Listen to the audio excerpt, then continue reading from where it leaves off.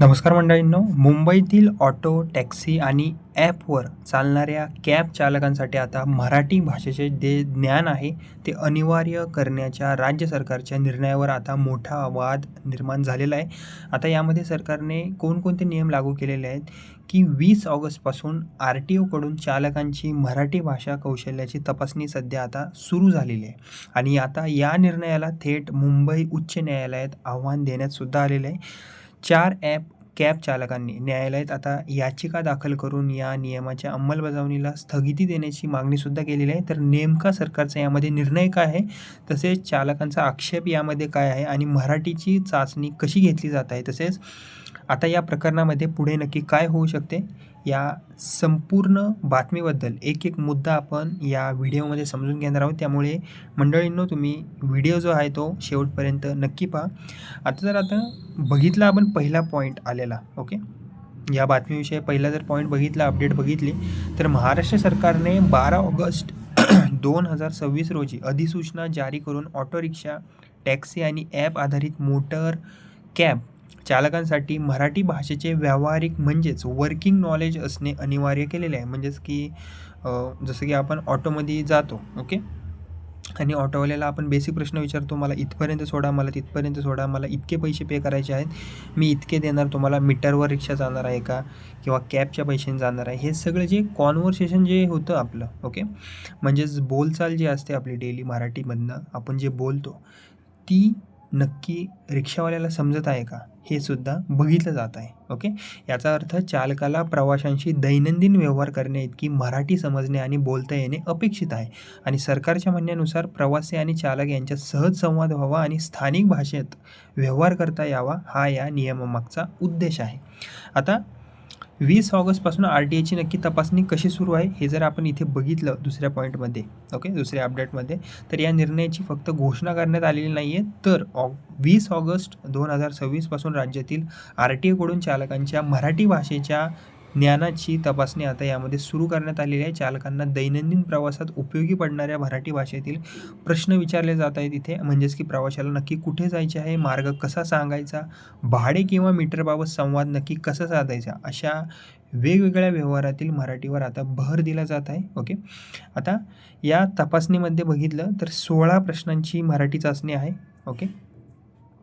म्हणजेच की या तपासणीमध्ये 16 प्रश्नांची मराठी भाषा चाचणी घेतली जात असल्याचे आता समोर आलेले आहे. जर चालकाला आवश्यक ते मराठी ज्ञान दाखवता आले नाही, म्हणजेच की प्रश्न विचारल्यानंतर त्यांना जर योग्य ते मराठी भाषेमध्ये उत्तर देता आले नाही, तर त्याला सुधारणा करण्यासाठी 1 महिन्याची मुदत दिली जाऊ शकते. मात्र नियमाचे पालन न केल्यास पुढे ड्रायव्हर बॅजवर कारवाईसुद्धा होऊ शकते आणि नियमाचे उल्लंघन कायम जे आहे राहिल्यास बॅज निलंबित किंवा रद्द करण्यापर्यंतची कारवाईसुद्धा होण्याची यामध्ये शक्यता आहे. आता काही चालकांचा या सगळ्या गोष्टींवर आरोपसुद्धा झालेला आहे. इथे जर आपण बघितलं तर या चाचणीवर काही चालकांनी आक्षेप घेतलेला आहे, की काही चालकांचे म्हणणे आहे, की RTOच्या प्रत्यक्ष तपासणीमध्ये प्रशिक्षणात न शिकवलेले किंवा अभ्यासक्रमाबाहेरील प्रश्न विचारले जात आहेत. त्यामुळे चाचणीची पद्धत आणि तिचे निकष याबाबतही आता प्रश्न उपस्थित झालेले आहेत. आता आत्तापर्यंत जर बघितलं डेटा, तर 331 चालकांना नोटिसा बजावलेल्या आहेत. दरम्यान महाराष्ट्रातील विविध RTO कार्यालयांनी मराठीचे पुरेशी व्यावहारिक ज्ञान नसल्याचे आढळलेल्या 331 ऑटो टॅक्सी चालकांना नोटिसा दिल्याचे आता समोर आलेले आहे आणि यापैकी 139 चालक मुंबई महानगर प्रदेशातील म्हणजेच की MMRमधील असल्याचे सांगण्यात आलेले आहे. त्यामुळे या नियमाची अंमलबजावणी आता प्रत्यक्षात सुरू झाल्याचे सुद्धा दिसून येत आहे, ओके. तसेच आता याबाबत प्रकरण जे आहे हे सगळं ते थेट मुंबई उच्च न्यायालयात गेलेलं आहे. या पार्श्वभूमीवर 4 कॅब चालकांनी मुंबई उच्च न्यायालयात याचिकासुद्धा दाखल केलेली आहे. या चालकांनी सरकारच्या 12 ऑगस्टच्या अधिसूचनेला आव्हान दिलेले आहे. त्यांची मुख्य मागणी आहे, की या नियमाच्या अंमलबजावणीला तातडीने स्थगिती द्यावी, इथेच थांबवावे हे सगळं प्रकरण. तसेच सरकारची ही अधिसूचना रद्द करावी किंवा तिच्यावर न्यायालयीन हस्तक्षेप करावा, अशी मागणी या याचिकेमध्ये करण्यात आलेली आहे. आता यामध्ये चालकांचे म्हणणे आहे, की या नियमामुळे विशेषतः गरीब आणि स्थलांतरित चालकांच्या उपजीविकेवर परिणामसुद्धा होऊ शकतो. देशातील कोणत्याही भागातील नागरिक रोजगारासाठी महाराष्ट्रात येऊ शकतो, मात्र भाषेची अट लावून त्याच्या रोजगारावर परिणाम करणे योग्य आहे का, असा प्रश्न चालकांनी यामध्ये उपस्थित केलेला आहे. आणि या प्रकरणामध्ये त्यांनी भारतीय राज्यघटनेतील अनुच्छेद 14, अनुच्छेद 19 आणि अनुच्छेद 21 यांचा आधारसुद्धा घेतलेला आहे. आता जर इथे आपण बघितलं, ओके, अनुच्छेद 14 म्हणजेच की कायद्यापुढे समानतेचा अधिकार, अनुच्छेद 19 म्हणजेच की अंतर्गत नागरिकांना व्यवसाय आणि उपजीविकेशी संबंधित स्वातंत्र्य मिळते यामध्ये. तर अनुच्छेद 21 काय सांगतो की हा जीवन आणि वैयक्तिक स्वातंत्र्याशी संबंधित अधिकार आहे आणि या मूलभूत अधिकारांवर या नियमाचा परिणाम होऊ शकतो, असा चालकांचा यामध्ये दावा करण्यात आलेला आहे. आता इथे जर बघितलं आपण तर चालकांनी आणखीन एक कायदेशीर मुद्दा इथे उपस्थित केलेला आहे की त्यांच्या म्हणण्यानुसार मोटर व्हेकल ॲक्ट 1988 म्हणजेच 1998 अंतर्गत वाहन चालवण्याचा परवाना किंवा वाहन चालवण्याची पात्रता मिळवण्यासाठी अशा प्रकारचे भाषेचे ज्ञान अनिवार्य करण्यात आलेले नाही आहे. त्यामुळे राज्य सरकारला स्वतंत्र अधिसूचनेद्वारे मराठी भाषेचे ज्ञान हे चालकाच्या बॅच किंवा परमिटशी जोडता येते का, हा महत्त्वाचा कायदेशीर प्रश्न आता न्यायालयासमोर आलेला आहे. आता यामध्ये जर आपण पॉईंट मेन अपडेट जर बघितली, ओके, तर आता याचिकाकर्त्यांनी या नियमामुळे महाराष्ट्रातील मोठ्या संख्येने ऑटो आणि टॅक्सी चालक प्रभावित होऊ शकतात, असा दावासुद्धा केलेला आहे.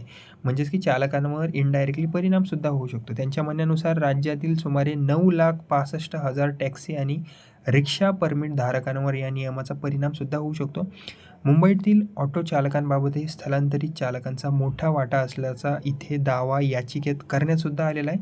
त्यामुळे हा केवळ भाषेचा प्रश्नानुसार रोजगार आणि उपजीविकेशी जोडलेला मुद्दा असल्याचे चालकांचे यामध्ये म्हणणे आहे. ओके, तसेच इथे जर आपण बघितलं तर 20 ऑगस्टपासून तपासणी सुरू झाल्यानंतर काही चालक RTOच्या तपासणीतून वाचण्यासाठी काही महत्त्वाच्या मार्गांवर जाणे टाळत असल्याचेही आता समोर आलेले आहे आणि यामुळे काही ठिकाणी ऑटो आणि टॅक्सीची उपलब्धता कमी होऊन प्रवाशांना अडचणी येत असल्याचे सुद्धा सांगण्यात आलेले आहे. आता इथे जर आपण बघितलं तर महत्त्वाची एक गोष्टसुद्धा समोर येते की यामध्ये सरकारकडून चालकांना थेट कारवाईला सामोरे जाण्यापूर्वी मराठी शिकण्यासाठी प्रशिक्षणाची व्यवस्थासुद्धा करण्यात आलेली आहे आणि चालकांसाठी मराठी प्रशिक्षण वर्ग घेण्यातसुद्धा आलेले आहेत. आणि या प्रशिक्षणामध्ये प्रामुख्याने प्रवाशांशी दैनंदिन व्यवहारात वापरली जाणारी सोप्या आणि व्यवहारातील मराठीवर आता भर दिला जात आहे.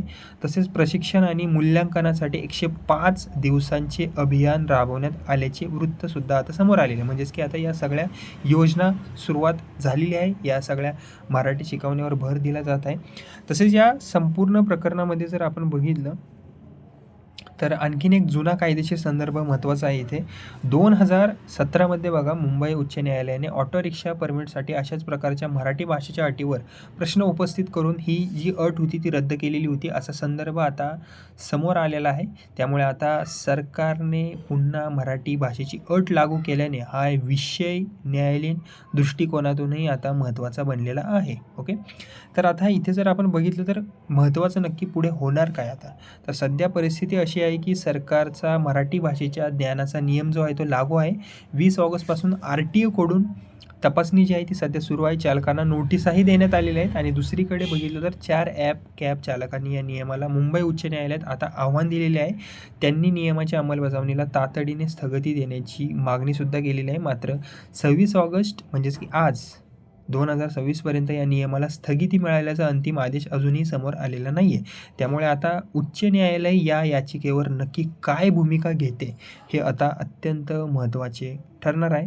तर मंडळींनो, सरकारच्या बाजूने चालकांना व्यवहारासाठी आवश्यक मराठी येणे हा नियम लागू करण्यामागचा महत्त्वाचा उद्देश आहे. ओके, आणि आता या संपूर्ण प्रकरणात मुंबई उच्च न्यायालय काय नक्की निर्णय देणार याकडे ऑटो टॅक्सी चालकांसह मुंबईतील लाखो प्रवाशांचे तसेच महाराष्ट्रातील मराठी लोकांचे लक्ष लागलेले आहे.